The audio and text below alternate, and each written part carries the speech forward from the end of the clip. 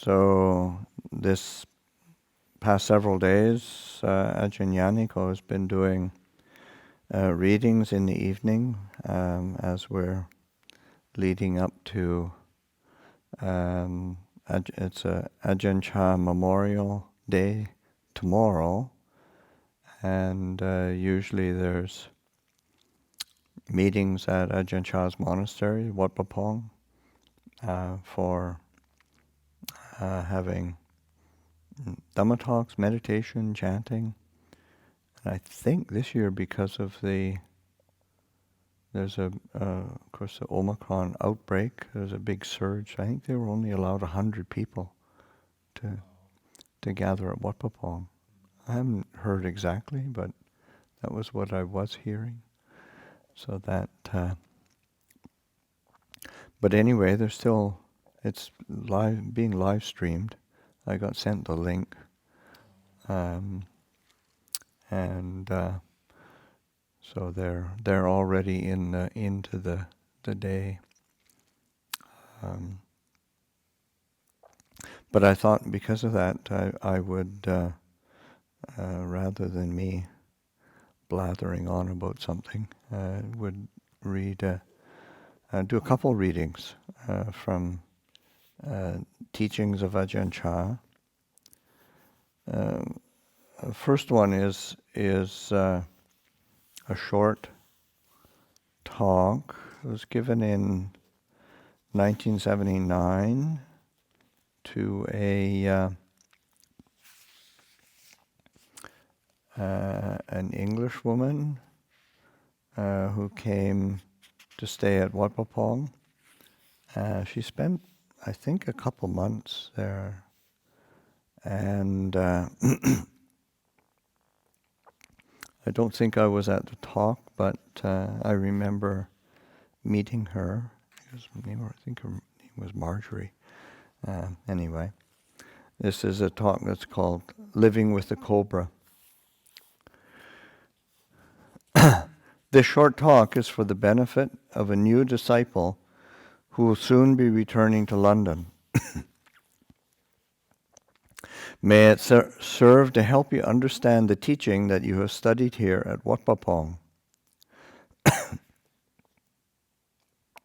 Most simply, this is the practice to be free of suffering in the cycle of birth and death. In order to do this practice, remember to regard all the various activities of the mind, all those you like and all those you dislike, in the same way as you would regard a cobra. The cobra is an extremely poisonous snake, poisonous enough to cause death if it should bite us. And so it is with our moods also. The moods that we like are poisonous. The moods that we dislike are also poisonous. They prevent our minds from being free and hinder our understanding of the truth as it was taught by the Buddha. Thus it is necessary to try to maintain our mindfulness throughout the day and night.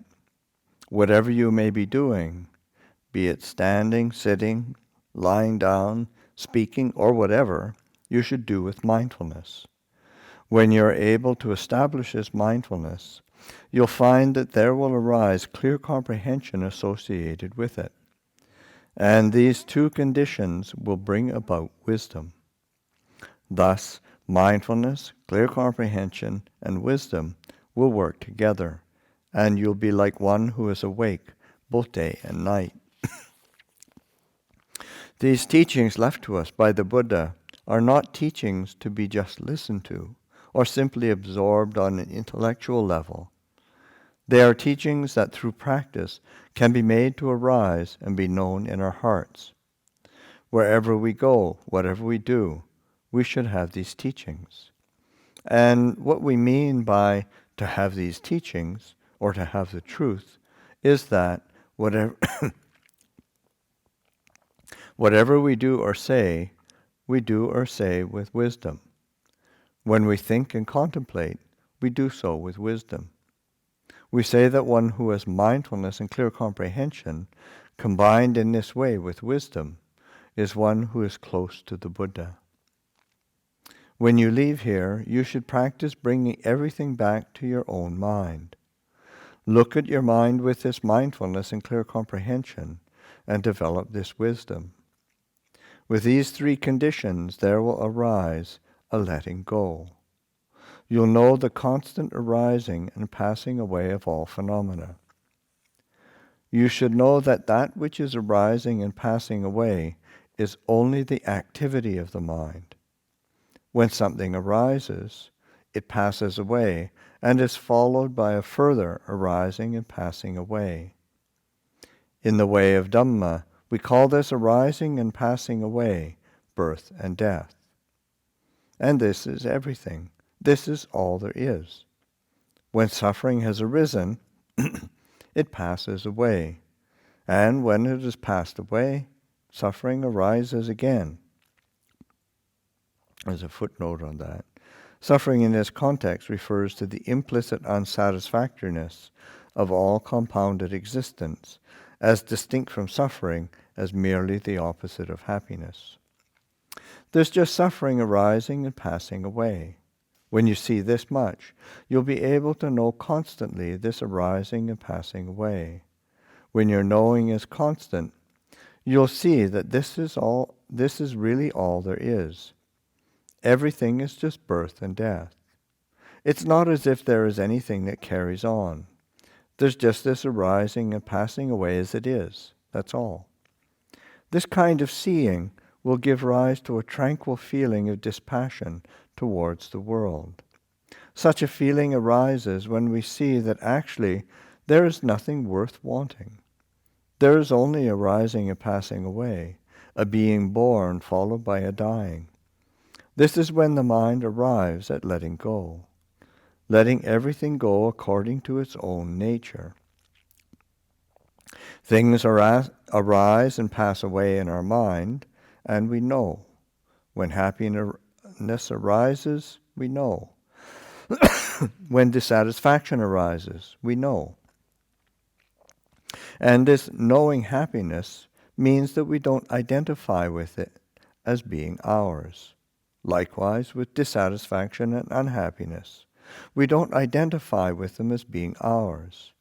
When we no longer identify with and cling to happiness and suffering, we are simply left with the natural way of things. So we say that mental activity is like the deadly poisonous cobra. If we don't interfere with a cobra, it simply goes its own way. Even though it may be extremely poisonous, we are not affected by it. We don't go near it or take hold of it, and it doesn't bite us. The cobra does what is natural for a cobra to do. That's the way it is. If you are clever, you'll leave it alone. Let be that which is not good. Let it be according to its own nature.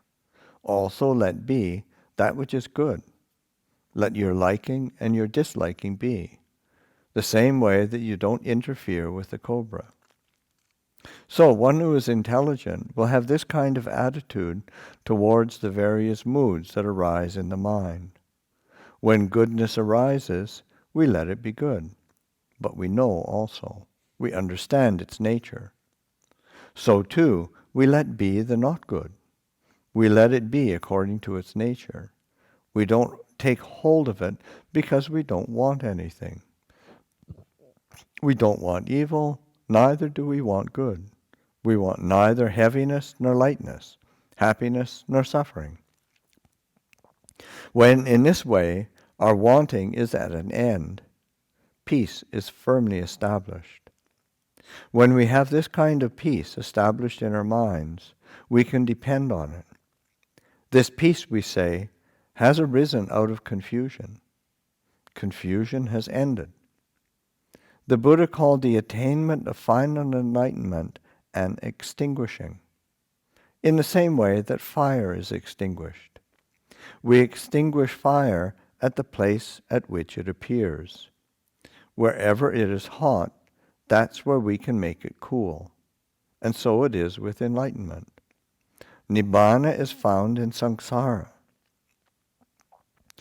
Enlightenment and delusion exist in the same place. just as do hot and cold. It's hot where it was cold, and cold where it was hot. When heat arises, the coolness disappears, and when there is coolness, there's no more heat. In this way, Nibbana and Samsara are the same. We are told to put an end to Samsara, which means to stop the ever-turning cycle of confusion. This putting an end to confusion is extinguishing the fire. When external fire is extinguished, there is coolness. When the internal fires of sensual craving, aversion, and delusion are put out, this is coolness also. This is the nature of enlightenment. It's the extinguishing of fire, the cooling of that which was hot. This is peace. This is the end of samsara, the cycle of birth and death. When you arrive at enlightenment, this is how it is. It's an ending of the ever-turning and ever-changing, an ending of greed, aversion, and delusion in our minds. We talk about it in terms of happiness, because this is how worldly people understand the ideal to be. But in reality, it has gone beyond. It is beyond both happiness and suffering. It's perfect peace. So as you go, you should take this teaching which I have given you and contemplate it carefully. Your stay here hasn't been easy, and I have had little opportunity to give you instruction. But in this time, you have been able to study the real meaning of our practice. May this practice lead you to happiness. May it help you grow in truth. May you be freed from the suffering of birth and death. So it was a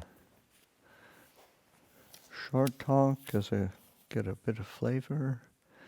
And then the next talk, and there was no particular reason what I just sort of picked up these books and kind of opened and sort of looked, and so what grabbed me, and this is those are what popped out of what I thought would be useful. This next talk is called Transcendence, and it was a talk given in 1975.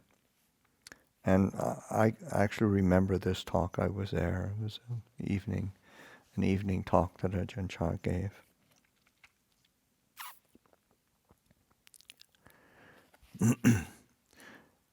When the group of 5 ascetics abandoned the Buddha, and there's a footnote on that, the Panchavagya, or group of 5, who followed the Bodhisattva, the Buddha to be, when he was cultivating ascetic practices, and who left him when he renounced these ascetic practices for the middle way. So when the group of 5 ascetics abandoned the Buddha, he saw it as a stroke of luck, because he would be able to continue his practice unhindered. When the 5 ascetics living with him, things weren't so peaceful. He had responsibilities. And now the 5 ascetics had abandoned him because they felt that he had slackened his practice and reverted to indulgence. Previously, he had been intent on his ascetic practices and self-mortification. In regards to eating, sleeping, and so on, he had tormented himself severely. But it came to a point where, looking into it honestly, he saw that such practices just weren't working. It was simply a matter of views, practicing out of pride and clinging. He had mistaken worldly values and mistaken himself for the truth. For example, if one decides to throw oneself into ascetic practices with the intention of gaining praise, this kind of practice is all world-inspired, practicing for adulation and fame. Practicing with this kind of intention is called mistaking worldly ways for truth. Another way to practice is to mistake one's own views for truth. You only believe in yourself, in your own practice. No matter what others say, you stick to your own preferences. You don't carefully consider the practice. This is called mistaking oneself for truth.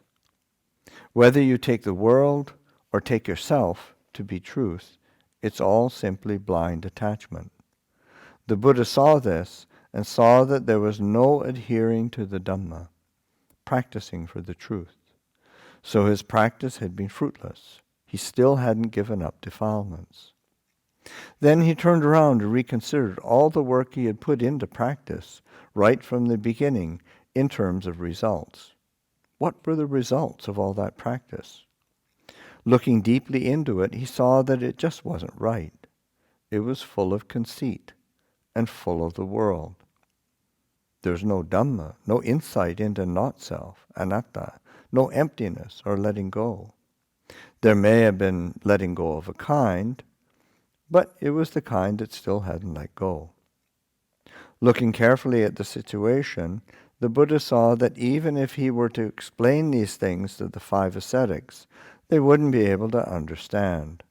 It wasn't something he could easily convey to them, because those ascetics were still firmly entrenched in the old way of practice and seeing things.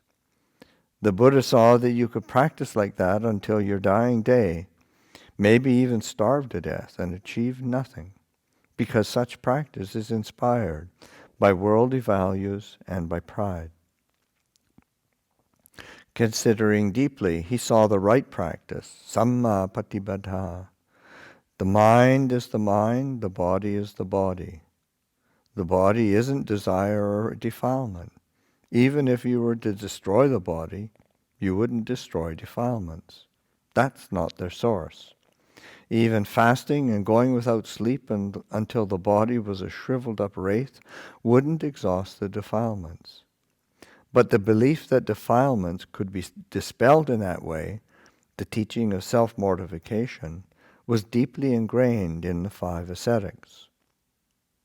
The Buddha then began to take more food, eating as normal, practicing in a more natural way. When the 5 ascetics saw the change in the Buddha's practice, they figured that he had given up and reverted to sensual indulgence. One person's understanding was shifting to a higher level, transcending appearances, while the others saw that that person's view was sliding downwards, reverting to comfort. Self-mortification was deeply ingrained into the minds of the 5 ascetics because the Buddha had previously taught and practiced like that. Now he saw the fault in it. By seeing the fault in it clearly, he was able to let it go. When the 5 ascetics saw the Buddha doing this, they left him, feeling that because he was practicing wrongly, they would no longer follow him. Just as birds abandon a tree which no longer offers sufficient shade, or fish leave a pool of water that is too small, too dirty, or not cool, just so did the 5 ascetics abandon the Buddha. So now the Buddha concentrated on contemplating the Dhamma. He ate more comfortably and lived more naturally. He let the mind be simply the mind, the body simply the body. He didn't force his practice in excess, just enough to loosen the grip of greed, aversion, and delusion. Previously, he had walked the 2 extremes. Kama sukali kanu yoga. If happiness or love arose, he would be aroused and attached to them. He would identify with them and wouldn't let go. If he encountered pleasantness, he would stick to that. If he encountered suffering, he would stick to that. These 2 extremes he called Kama Sukala Kana Yogo and Atta Kila Matanu Yogo. The Buddha had been stuck on conditions. He saw clearly that these 2 ways are not for a samana, a religious seeker, one seeking peace. Clinging to happiness, clinging to suffering. A samana is not like this. To cling to those things is not the way. Clinging to those things, he was stuck in the views of self and the world. If he were to flounder in these 2 ways, he would never become one who clearly knew the world. He would be constantly running from one extreme to the other. Now the Buddha fixed his attention on the mind itself and concerned himself with training that. All facets of nature proceed according to their supporting conditions. They aren't any problem in themselves. For instance, illnesses in the body. The body experiences pain, sickness, fever, and colds, and so on. These all naturally occur. Actually, people worry about their bodies too much. They worry about and cling to their bodies so much because of wrong view. They can't let go. Look at this hall here. We build the hall and say it's ours. But lizards come and live here. Rats and geckos come and live here. And we are always driving them away because we see that the hall belongs to us, not the rats and lizards. It's the same with illnesses in the body. We take this body to be our home, something that really belongs to us. If we happen to get a headache or a stomach ache, we get upset. We don't want the pain and suffering. These legs are our legs. We don't want them to hurt. These arms are our arms. We don't want anything to go wrong with them. We've got to cure all pains and illnesses at all costs. This is where we are fooled and stray from the truth. We're simply visitors to this body, just like this hall here. It's not really ours. We're simply temporary tenants, like the rats, lizards, and geckos. But we don't know this. This body is the same. Actually, the Buddha taught that there is no abiding self within this body, but we go and grasp onto it as being ourself, as really being us and them. When the body changes, we don't want it to do so. No matter how much we are told, we don't understand. If I say it straight, you get even more fooled. This isn't yourself, I say. And you go even more astray. You get even more confused, and your practice just reinforces the self. So most people don't really see the self. One who sees the self is one who sees that this is neither the self nor belonging to self. One sees the self as it is in nature. Seeing the self through the power of clinging is not real seeing. Clinging interferes with the whole business. It's not easy to realize this body as it is because upadana, clinging, attachment, grasping, clings fast to it all. Therefore, it is said that we must investigate to clearly know with wisdom. This means to investigate the sankhara according to their true nature. Use wisdom. Knowing the true nature of sankhara, or compounded things, is wisdom. If you don't know the true nature of sankhara, you are at odds with them, always resisting them. Now, it is better let go of the sankhara than to try to oppose or resist them. And yet we plead with them to comply with our wishes. We look for all sorts of means to organize them or make a deal with them. If the body gets sick and is in pain, we don't want it to be. So we look for various suttas to chant, such as Bojang Go, the Dhammacakkappavattana Sutta, the Anattalakkana Sutta, and so on. We don't want the body to be in pain. We want to protect it, control it. These suttas become some form of mystical ceremony, getting us even more entangled in clinging. This is because they chant them in order to ward off illness, to prolong life, and so on. Actually, the Buddha gave us these teachings in order for us to see clearly, but we end up chanting them to increase our delusion. Rupang anicchang vedana aniccha sanya aniccha sankhara aniccha vinyanang anicchang. We don't chant these words for increasing our delusion. They're recollections to help us know the truth of the body, so that we can let go and give up our longing. This is called chanting to cut things down. But we tend to chant in order to extend them all, or if we feel they're too long, we try chanting to shorten them, to force nature to conform to our wishes. It's all delusion. All the people sitting there in the hall are deluded. every one of them. The ones chanting are deluded, the ones listening are deluded, they're all deluded. All they can think is, how can we avoid suffering? When are they ever going to practice? Whenever illnesses arise, those who know see nothing strange about it. Getting born into this world entails experiencing illness. However, even the Buddha and the noble ones, contracting illness in the course of things, would also, in the course of things, treat it with medicine. For them, it was simply a matter of correcting the elements. They didn't blindly cling to the body or grasp at mystic ceremonies and such. They treated illnesses with right view. They didn't treat them with delusion. If it heals, it heals. If it doesn't, then it doesn't. That's how they saw things. They say that nowadays Buddhism in Thailand is thriving, but it looks to me like it's sunk almost as far as it can go. The Dhamma halls are full of attentive ears, but they're attending wrongly.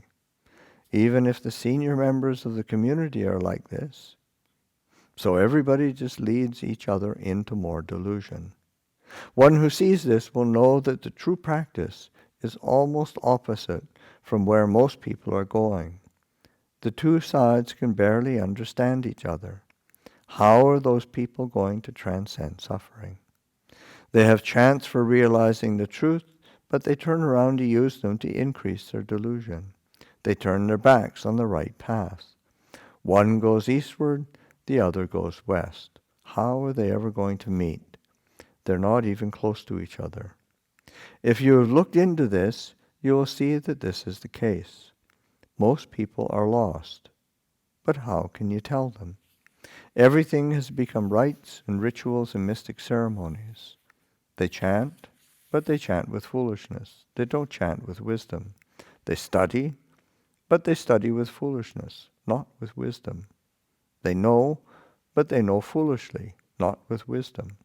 So they end up going with foolishness, living with foolishness, knowing with foolishness. That's how it is. And regarding teaching, all they do these days is teach people to be stupid. They say they're teaching people to be clever, giving them knowledge, but when you look at it in terms of truth, you see that they're really teaching people to go astray and grasp at deceptions.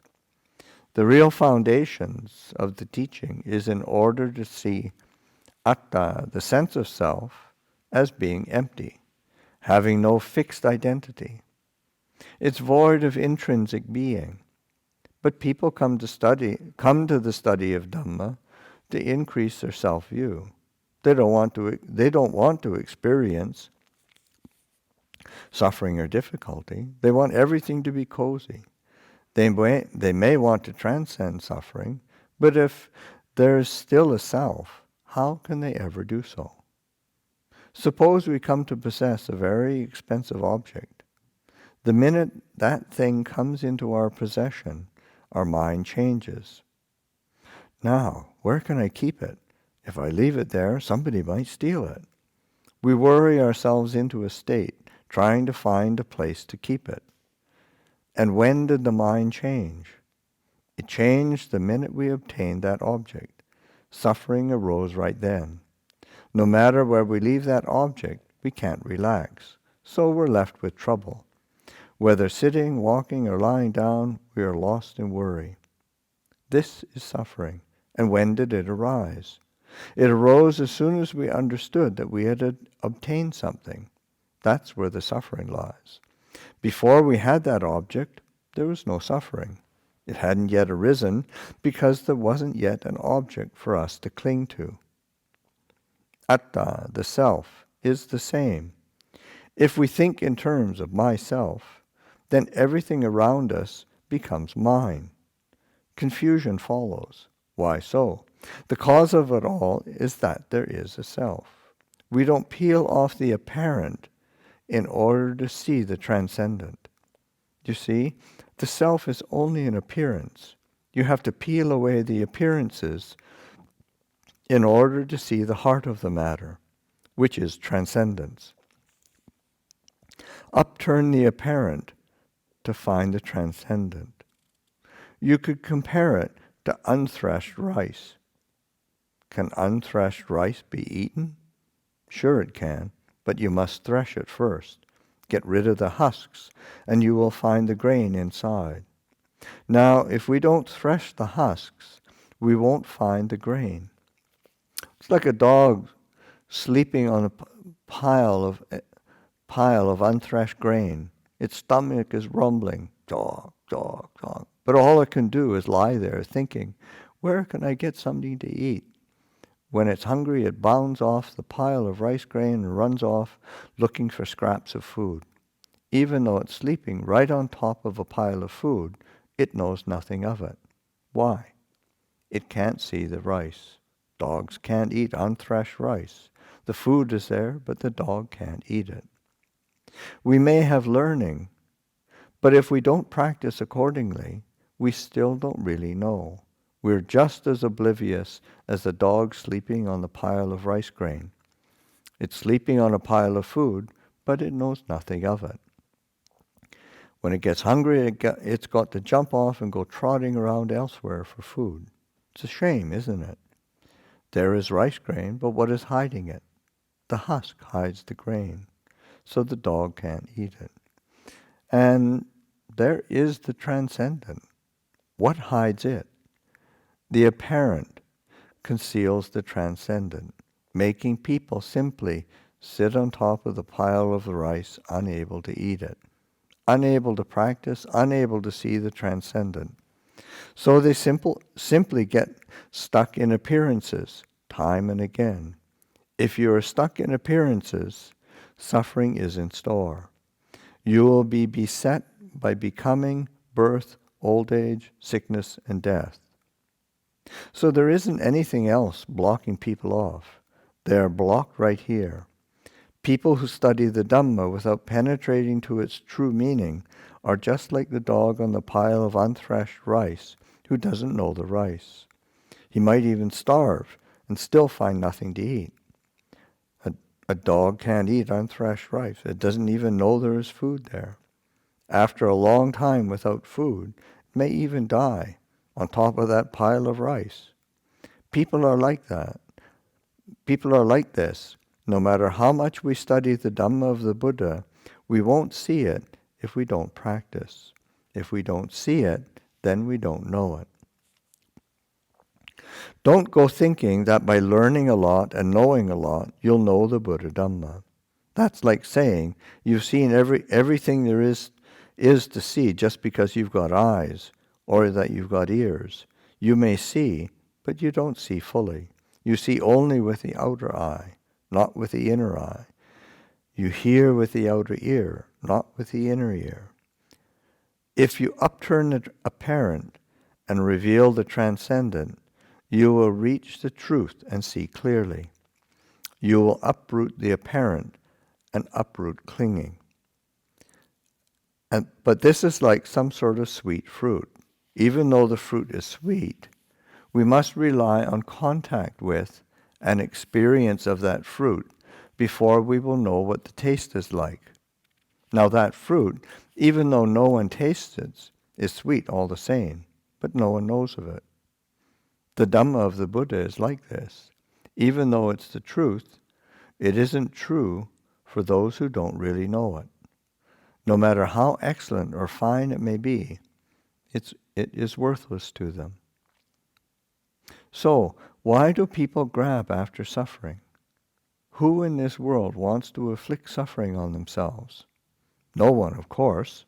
Nobody wants suffering, and yet people keep creating the causes of suffering, just as if they were wandering around looking for suffering. Within their hearts, people are looking for happiness. They don't want suffering. Then why is it that this mind of ours creates so much suffering? Just seeing this much is enough. We don't like suffering, and yet why do we create suffering for ourselves? It's easy to see. It can only be because we don't know suffering. We don't know the end of suffering. That's why people behave the way they do. How could they not suffer when they continue to behave in this way? These people have miccha ditthi, wrong view. But they don't see that it's micchaditthi. Whatever we say, believe in, or do which results in suffering is all wrong view. If it wasn't wrong view, it wouldn't result in suffering. We wouldn't cling to suffering, nor to happiness, nor to any condition at all. We would leave things be their natural way, like a flowing stream of water. We don't have to dam it up. We should just let it flow along its natural course. The flow of Dhamma is like this. But the flow of the ignorant mind tries to resist the Dhamma in the form of wrong view. Suffering is there because of wrong view. This people don't see. This is worth looking into. Whenever we have wrong view, we will experience suffering. If we don't experience it in the present, it will manifest later on. People go astray right here. What is blocking them off? The apparent blocks off the transcendent. And this translation of apparent and transcendent from Thai, there's it's samuti and in Pali as well. Samuti and vimutti. So samut is like the apparent or the supposed, assumed, conventional, and vimutti is the transcendent or liberating. The apparent blocks off the transcendent, preventing people from seeing things clearly. People study, they learn, they practice, but they practice with ignorance, just like a person who's lost his bearings. He walks to the west, but thinks he's walking east, or walks to the north, thinking he's walking south. This is how far people have gone astray. This kind of practice is really only the dregs of practice. In fact, it's a disaster. It's a disaster because they turn around and go in the opposite direction. They fall from the objective of true Dhamma practice. This state of affairs causes suffering, and yet people think that doing this, memorizing that, studying such and such, will be a cause for the cessation of suffering. Just like a person who wants a lot of things. They try to amass as much as possible, thinking if they get enough, their suffering will abate. This is how people think. But their thinking goes astray of the true path, just like one person going northward, another going south, and yet both believing they're going the same way. Most people are still stuck in the mass of suffering, still wandering in samsara, just because they think like this. If illness or pain arise, all they can do is wonder how they can get rid of it. They want it to stop as fast as possible. They've got to cure it at all costs. They don't consider that this is the normal way of sankhara. Nobody thinks like this. The body changes, and people can't endure it. They can't accept it. They've got to get rid of it all. They've got to get rid of it at all costs. However, in the end, they can't win. They can't beat the truth. It all collapses. This is something people don't want to look at. They continually reinforce their wrong view. Practicing to realize the Dhamma is the most excellent of things. Why did the Buddha develop all the perfections? So that he could realize this and enable others to see the Dhamma, know the Dhamma, practice the Dhamma, and be the Dhamma, so that they could let go and not be burdened. Don't cling to things, or to put it another way, hold, but don't hold fast. This is also right. If we see something, we pick it up. Oh, it's this. Then we lay it down. We see something else, pick it up and hold it, but not fast.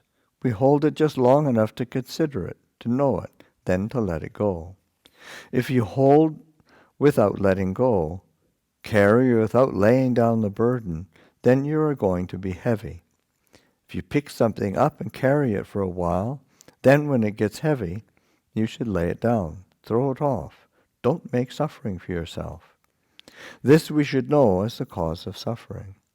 If we know the cause of suffering, suffering cannot arise. For either happiness or suffering to arise, there must be the atta, or self. There must be the I and mine. There must be this appearance. If when all these things arise, the mind goes straight to the transcendent, it removes the appearances. It removes the delight, the aversion, and the clinging from those things. Just as when something that we value gets lost, when we find it again, our worries disappear. Even before we see that object, our worries may be relieved. At first we think it's lost and suffer over it. But there comes a day when we suddenly remember, oh, that's right, I put it over there, now I remember. As soon as we remember this, as soon as we see the truth, even if we haven't laid eyes on that object, we feel happy. This is called seeing within, seeing with the mind's eye, not seeing with the outer eye. If we see with the mind's eye, then even though we haven't laid eyes on that object, we are already relieved. Similarly, when we cultivate Dhamma practice and attain the Dhamma, see the Dhamma, then whenever we encounter a problem, we solve the problem instantly, right then and there. It disappears completely. It is laid down, released. The Buddha wanted us to contact the Dhamma, but people can only contact the words, the books and the scriptures. This is contacting that which is about Dhamma, not contacting the actual Dhamma as taught by our great teacher. How can people say they are practicing well and properly? They're a long way off. The Buddha was known as Lokavidu, having clearly realized the world.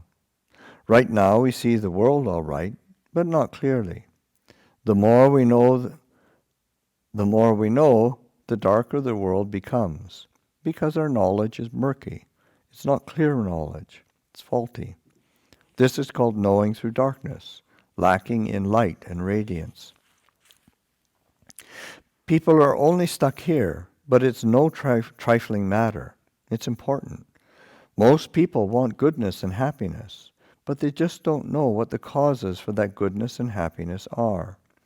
Whatever it may be, if we haven't yet seen the harm of it, we can't give it up. No matter how bad it may be, we still can't give it up if we haven't truly seen the harm of it. However, if we really see the harm of something beyond a doubt, then we can let it go. As soon as we see the harm of something and the benefit of giving it up, there's an immediate change. Why is it we are still unattained, still cannot let go? It's because we still don't see the harm clearly. Our knowledge is faulty. It's dark. That's why we can't let go. If we knew clearly, like the Lord Buddha or the Arahant disciples, we would surely let go. Our problems would dissolve completely with no difficulty at all. When your ears hear sound, let them do their job. When your eyes perform their function with forms, let them do so. When your nose works with smells, let it do its job. When your body experiences sensations, then it performs its natural functions. Where will problems arise? There are no problems.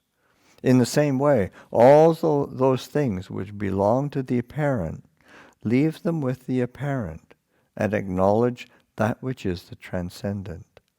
Simply be the one who knows, knowing without fixation, knowing and letting things be their natural way. All things are just as they are. All our belongings. Does anybody really own them? Does our father own them, or our mother, or our relatives? Nobody really gets anything.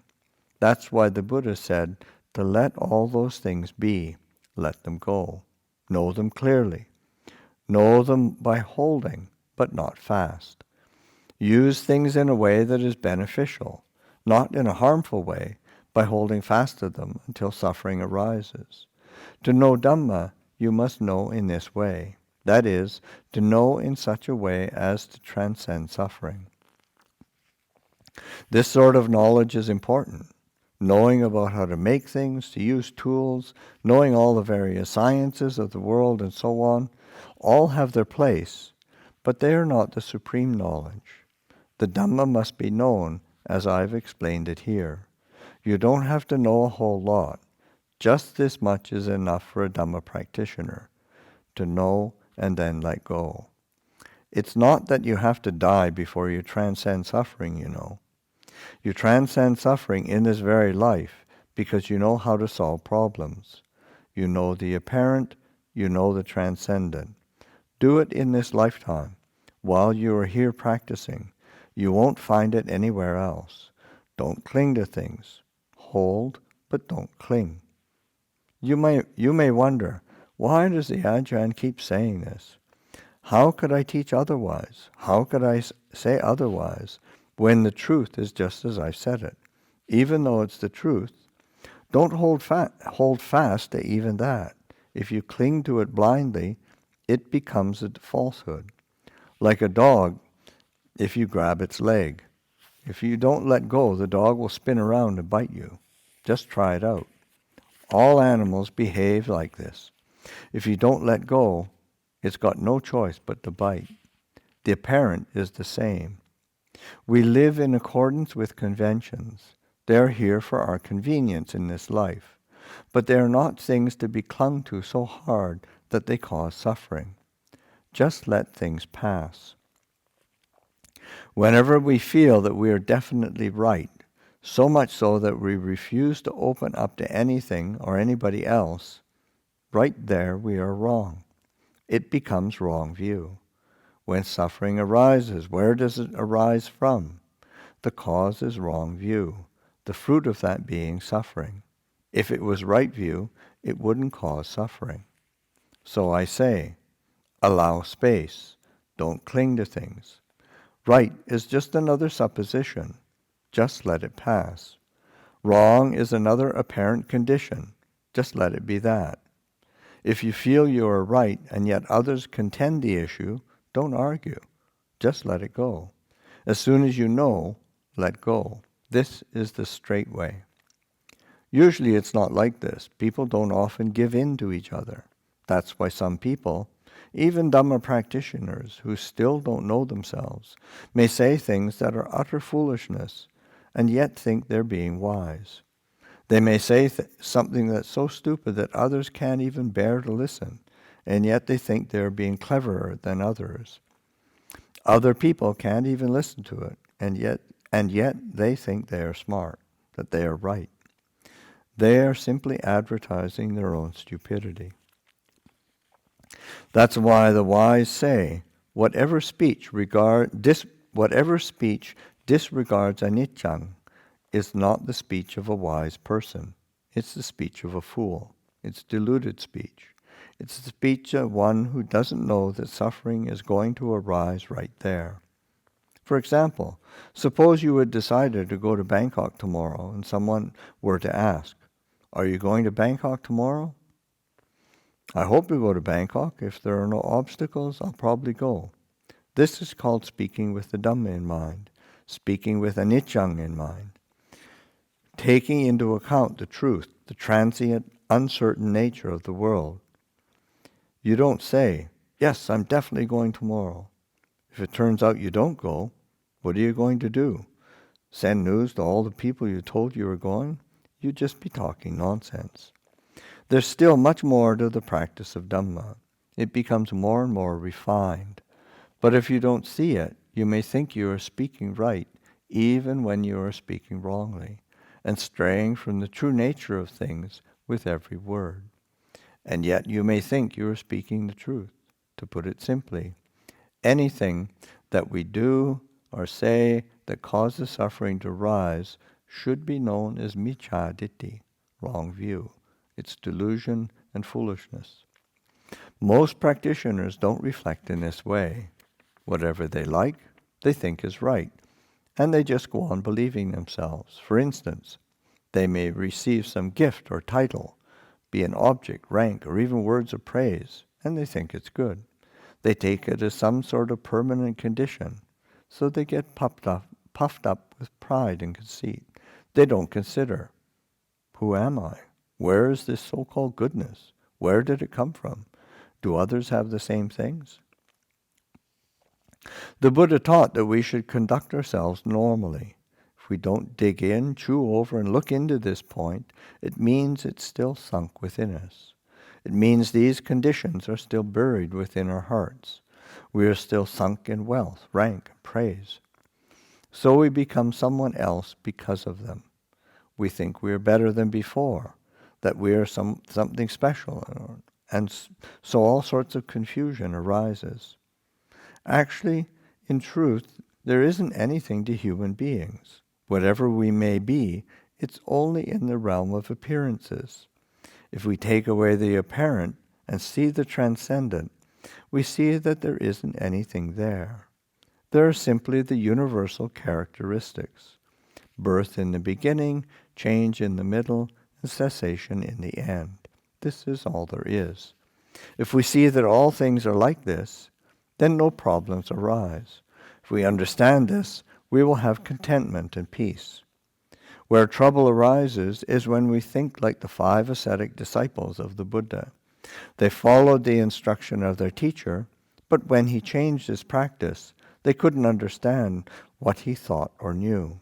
They decided that the Buddha had given up his practice and reverted to indulgence. If we were in that position, we'd probably think the same thing, and there'd be no way to correct it. We'd be holding on to the old ways, thinking in the lower way, yet believing it's higher. We'd see the Buddha and think he'd given up the practice and reverted to indulgence, just like those 5 ascetics. Consider how many years they had been practicing at the time, and yet they still went astray. They still weren't proficient. So I say to practice and also to look at the results of your practice. Look especially where you refuse to follow, where there is friction. Where there is no friction, there is no problem. Things flow. If there is friction, they don't flow. You set up a self, and things become solid, like a mass of clinging. There is no give and take. Most monks and cultivators tend to be like this. However they've thought in the past, they continue to think. They refuse to change. They don't reflect. They think they are right, so they can't be wrong. But actually, wrongness is buried within rightness, even though most people don't know that. How is it so? This is right. But if someone else says it's not right, you won't give in. You've got to argue. What is this? Ditti mana. Ditti means views. Mana is the attachment to those views. If we attach even to what is right, refusing to concede to anybody, then it becomes wrong. To cling fast to rightness is simply the arising of self. There's no letting go. This is a point which gives people a lot of trouble, except for those Dhamma practitioners who know that this point, is a very important one. They will take note of it. If it arises while they're speaking, clinging comes racing onto the scene. Maybe it will linger for some time, perhaps 1 or 2 days, 3 or 4 months, a year or 2. This is for the slow ones, that is. For the quick, response is instant. They just let go. Clinging arises, and immediately there is letting go. They force the mind to let go right then and there. You must see these 2 functions operating. Here there is clinging. Now who is the one who resists that clinging? Whenever you experience a mental impression, you should observe these 2 functions operating. There is clinging, and there's the one who lets go of the clinging. Now just watch these 2 things. Maybe you will cling for a long time before you let go. Reflecting and constantly practicing like this, clinging gets lighter. It becomes less and less. Right view increases, and wrong view gradually wanes. Clinging decreases, non-clinging arises. This is the way it is for everybody. That's why I say to consider this point. Learn to solve problems in the present moment.